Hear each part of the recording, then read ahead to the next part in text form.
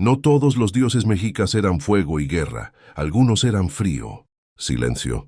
Castigo. Su nombre era Itztlacoliuqui, el señor del hielo torcido, dios del frío, de la escarcha y del castigo divino. Según los mitos, antes fue un dios brillante, asociado con el amanecer, pero desobedeció, falló en su deber, y como castigo fue transformado.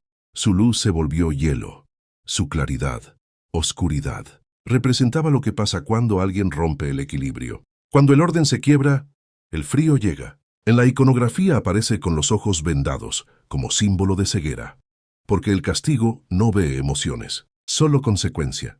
Para los mexicas, el frío extremo no era solo clima, era señal de que algo se había torcido en el mundo.